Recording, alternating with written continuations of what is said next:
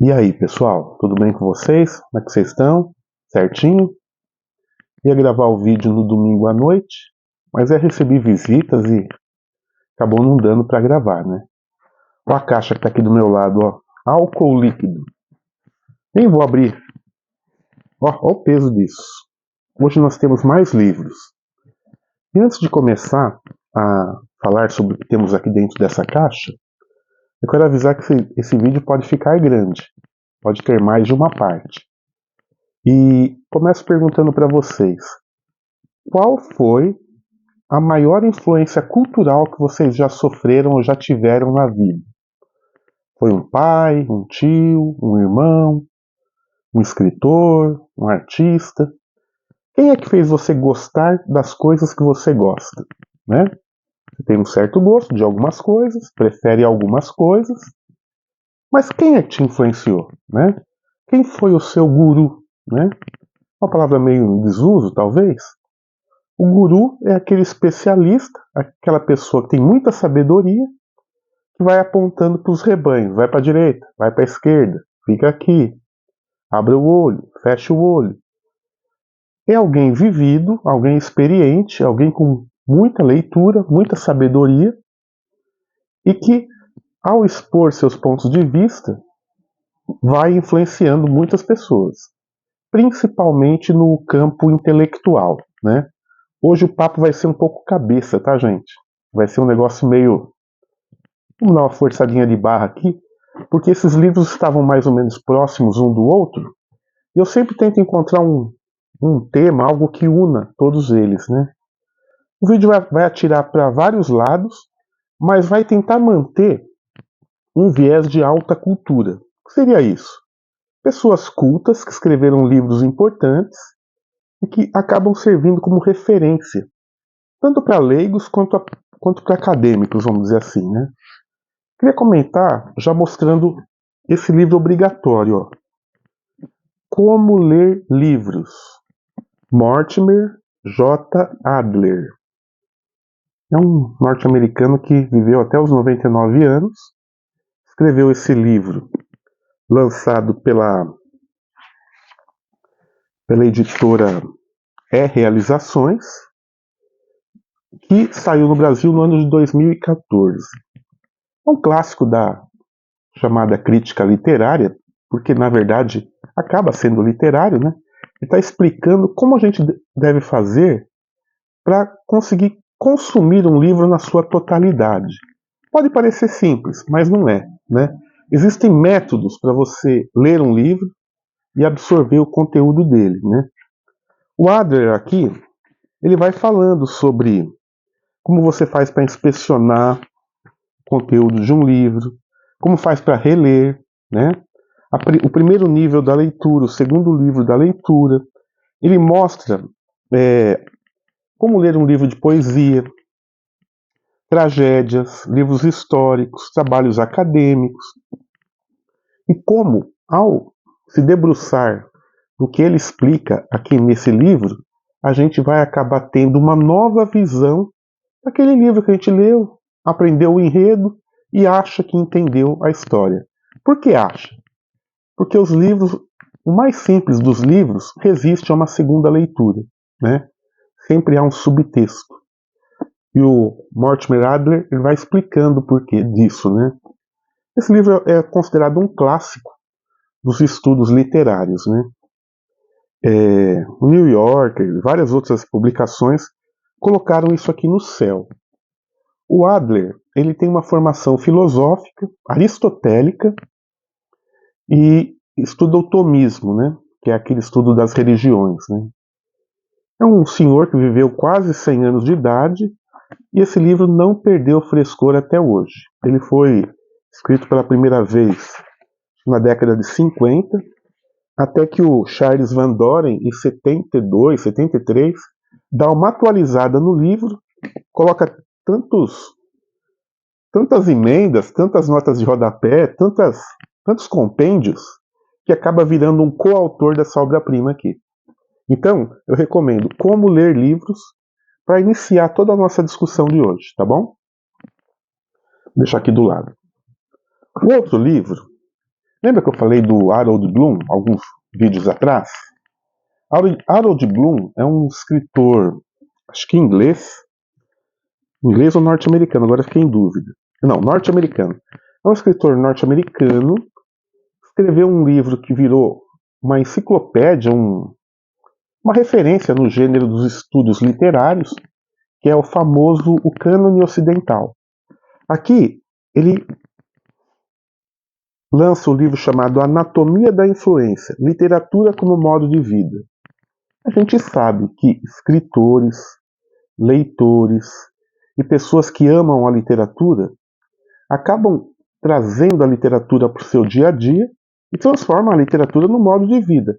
Há pessoas que, por exemplo, gostam de turismo, que vão para a Europa, vão para países sul-americanos, vão para os Estados Unidos, e fazem o chamado roteiro literário. O que seria isso? Ficam hospedados nos mesmos hotéis que os personagens de alguns livros, almoçam nos mesmos restaurantes, e alguma trama se desenrola, e assim por diante. O Bloom, que é um autor muito culto, ele escreve então um livro que fala sobre como a influência de Shakespeare, que é o prato principal dele, né? Como Shakespeare e a alta literatura e as poesias do Walt Whitman, o poeta norte-americano de Folhas na Relva, como essa chamada literatura de elite, vamos botar entre aspas, acaba influenciando todas as outras e faz desse livro, Anatomia da Influência, uma espécie de elogio à vida intelectual, né? Esse livro foi lançado pela editora Objetiva no ano de 2011, né? É muito interessante você ver como que o pessoal da língua anglo-saxã, ao mesmo tempo que mergulha fundo nos seus ídolos, estou falando do Shakespeare, estou falando do Byron, estou falando de todos, o próprio Hemingway, os autores de língua norte-americana são alçados num patamar que muitas vezes eles não merecem estar. Eles desconsideram então toda a literatura que não seja anglo-saxã. O Bloom até tem uma certa condescendência, mas ele fica sempre preso ao cânone norte-americano, vamos dizer assim, norte-americano e inglês. Harold Bloom, Anatomia da Influência, para quem gosta de literatura. Já que estamos falando de anatomia, eu não podia deixar de citar esse livro que é obrigatório, provavelmente o mais importante dessa caixa. Ele se chama Anatomia da Crítica, Northrop Frye. Northrop Frye lança esse livro aqui, que hoje nós temos na edição brasileira de capa azul, 4 ensaios, esmiuçando o que é uma crítica, né? O que é a crítica, na verdade. É quase um trabalho de vivisecação, seria esse o nome? Ele pega a crítica, ou o fenômeno crítica, corta pedacinho por pedacinho e vai explicando o que é um ensaio, o que é uma ficção, como analisar uma ficção, um texto religioso, o que são os arquétipos, né? O que são a réplica, a tréplica, o drama. E faz um livro que eu vou ser sincero, eu não li tudo isso, dei só uma verificada, mas é algo muito culto, é uma espécie de mergulho numa espécie de filosofia da crítica, se é que isso existe, né? Assim, uma crítica não é só falar o que é bom, o que é ruim, o porquê é bom e o porquê é ruim. Quase isso. Ele mostra que não é apenas isso, uma análise crítica de alguma coisa, né? O Frye, ele é canadense, nasceu em 1912, né? E morreu em 1991. Enfileirou títulos e diplomas e doutorados, e ele é, sem dúvida nenhuma, o mais reconhecido crítico literário, cinematográfico, filosófico. Esse trabalho virou uma espécie de bíblia dos estudos de crítica mesmo, de crítica literária e de como analisar a obra alheia, vamos dizer assim. Eu não conheço os outros livros dele, mas esse livro ele é um pouco hermético, ele é um pouco impenetrável, Mas se você ler esse livro com os olhos de quem está consultando um dicionário, consultando uma enciclopédia, ler aos pouquinhos, você vai entendendo essa erudição toda, porquê dela, né? A gente tem também, já que eu mostrei um livro grosso, um livro fininho, chamado Histórias de Livros Perdidos. Olha que interessante. Editora Unesp. É o livro do George Van Straten. Né? Temos aqui apenas 116 páginas. E é o que o próprio título entrega. Né? Histórias de Livros Perdidos. Livros que são citados em outros livros. Livros de autores que a gente sabe que tem um livro aí, mas ninguém nunca achou. É quase uma lenda, tem ou não tem? Será que esse livro existe ou não? Aqui o Straten faz um trabalho de arqueologia e vai atrás dessas histórias. Né? E quais seriam? Esse livro foi lançado pela editora Unesp no ano de 2016. Ele faz um trabalho aqui sobre o Malcolm Lowry, sobre o Walter Benjamin, a Sylvia Plath. Cita livros que as pessoas ouviram falar, mas que é difícil de encontrar. Por exemplo, da Sylvia Plath ele fala do livro Dupla Exposição. Né? A famosíssima autora do Redoma de Vidro teria lançado um único volume, uma espécie de seleção dos diários dela. Mas e aí? Cadê? E assim por diante. Né? Tem livros que só tem uma versão de e-book, mas ninguém nunca acha. Tem as memórias do George Byron, né? O Juvenilia, do Ernest Hemingway. Porque existe também o seguinte, o mercado editorial ele é muito esperto. Quando um autor estoura, vira best-seller, e ele percebe que entra no cânone, eles começam a vasculhar todas as obras. E há títulos que são renegados pelo próprio autor. O autor fala assim, não, eu não quero ver os trabalhos da minha adolescência, os meus primeiros ensaios publicados de jeito nenhum. Eu não concordo com isso. E aí, a editora não se conforma em não poder publicar porque o autor não concorda, vamos dizer assim. Né? Então ela tenta maquiar isso com outros títulos, ou recorta o livro proibido, colocando trechos em outras obras, adendos, né? Reedições mais grossas, onde entra uma parte do que havia sido renegado antigamente. E o Straten vai explicando como tudo isso funciona numa espécie de livro de história, vamos dizer assim. Aqui um livro que eu acho muito interessante, cerca de uns 10 anos atrás, talvez, um vizinho, um amigo meu, citou um filme do Johnny Depp chamado Clube Dumas. Que seria o quê? Um thriller policialesco onde o tema principal é a busca por livros raros. Né?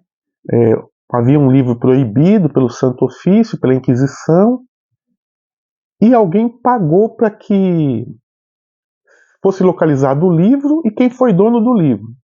E aí temos aí, como todo filme policial, mortes, investigações, etc. Mas tudo isso nasce desse livro aqui, O Clube Dumas, do espanhol Arturo Pérez Reverte, que é uma espécie de roteiro do filme. Né? Isso aqui é um livro de literatura. Uma obra-prima, um livro difícil de achar, isso aqui já é uma raridade do mercado editorial. Ele foi lançado pela editora Martins Fontes em 95. E é uma história repleta de misticismo, de pistas falsas. É uma espécie de avô do famoso Código da Vinci, o filme e o livro, né? Então, fica essa referência aqui do Clube Dumas, do espanhol Arturo Pérez Reverte. Vocês vão gostar. Tenta assistir o filme, que tem esse mesmo nome, com o Johnny Depp. Deve ter no YouTube, eu acho. Aqui 2 livros de um espanhol de 48 anos, apaixonado por literatura. Nós temos Livrarias, uma história da leitura e de leitores, e Contra a Amazon, Contra a Amazon e outros ensaios sobre a humanidade dos livros, né? No primeiro aqui, no Livrarias, uma história da leitura e dos leitores, nós temos, olha que bonita essa segunda capa aqui, segunda folha, amarelinho. Nós temos um livro lançado pela editora Bazar do Tempo no ano de 2013, onde o autor vai fazendo uma investigação, nascimento, perseverança, apogeu e morte das livrarias, né? Como que as livrarias viraram uma espécie de Forte Apache, de um quartel, de um local de resistência da cultura, né? Um local onde você entra e tem assuntos de diversa natureza, diversos temas, e como também, com o tempo e as décadas, essa fortaleza toda foi se desvanecendo, foi se enfraquecendo, né? Ele é um autor espanhol de 48 anos, que é um livro que vai falando da Roma antiga até a atualidade, né? Cita histórias de livreiros e livrarias icônicas da Inglaterra, da França, dos Estados Unidos, conta a história dessas livrarias e, ao mesmo tempo, a gente vai se apaixonando também pela perseverança e a resistência que alguma delas tiveram com o passar das décadas. E, por que não dizer, sua influência cultural. Nesse outro, mais polêmico, o Contra a Amazon, um livro com esse título que eu comprei na própria Amazon, já o buraco é mais embaixo, vamos dizer assim. Aqui é uma crítica feroz à venda de livros online. O autor explica que a mercadoria da Amazon não é o livro, é vender a nossa insatisfação e a nossa ansiedade, né? Então, detectando que o leitor é insatisfeito e ansioso, a Amazon vai sempre oferecendo títulos na sequência para que a pessoa sempre compre alguma coisa. É uma espécie de obsolescência programada. Você lê o livro e já descarta ele porque você precisa ler o novo, né? Você não fica contente porque você lê o livro. Você fica triste porque você não leu o outro ainda.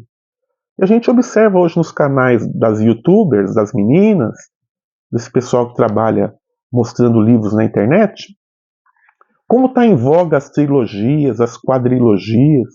As histórias não se resumem hoje a um livro. Tem sempre que se estender em 4, 5, 10, né? Nunca termina, né? Observe o sucesso, por exemplo, do Crônicas de Fogo e Gelo, Senhor dos Anéis e várias outras. Sempre são livros com mais de 3 volumes. Ah, claro, citando o mais famoso deles, que seria o Harry Potter, né? Se não me engano, são 7 livros, ou 5, alguma coisa assim. Então, a Amazon, ela é contra a releitura. Você tem que ler, descartar e comprar o próximo. Essa é a crítica que o Jorge Carrion faz, né? Então temos Livrarias e Contra a Amazon. 2 livros bem atuais. Esse Contra a Amazon foi lançado pela editora Elefante no ano de 2020, acho que é isso, 2020, tá? Meio cinza aqui, ó, as beiradinhas. Uma recomendação para vocês. Temos também, já que o assunto é livros, livrarias e tal, a literatura.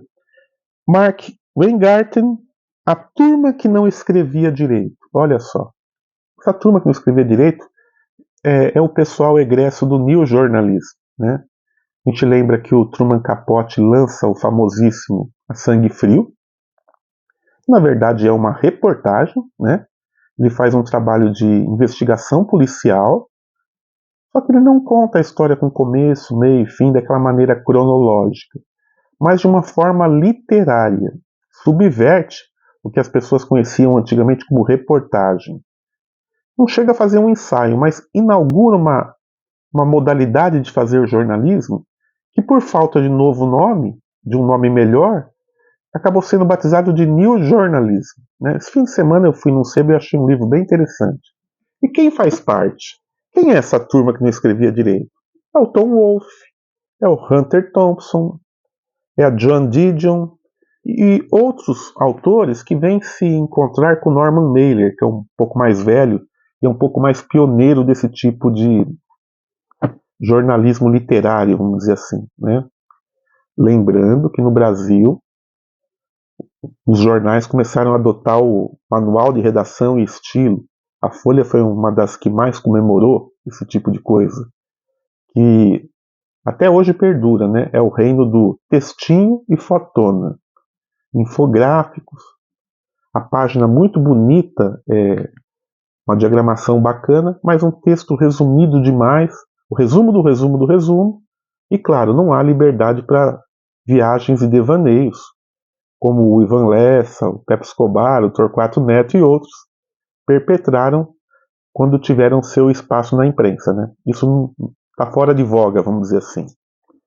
Esse livro, A Turma que Não Escrevia Direito, é uma espécie de raio-x desse momento que surge em 1965, né? Essa geração, vamos dizer assim, eles não eram muito ligados um ao outro, mas esse fenômeno aconteceu ao mesmo tempo. Essas pessoas começaram a escrever dessa maneira, a colocar uma espécie de pitada de jornalismo gonzo, ou seja, o autor do texto, da matéria, do livro, ao invés de fazer apenas uma reportagem, ele participava da história, né? É o autor que conta a história estando dentro dela, né? É uma coisa muito louca, né? E isso acabou inaugurando um estilo literário, uma escola jornalística, né? Eles batizaram de New Journalism. Eu vou fazer uma pausa aqui e a gente continua no próximo vídeo. Daqui a pouquinho eu volto. Pera aí.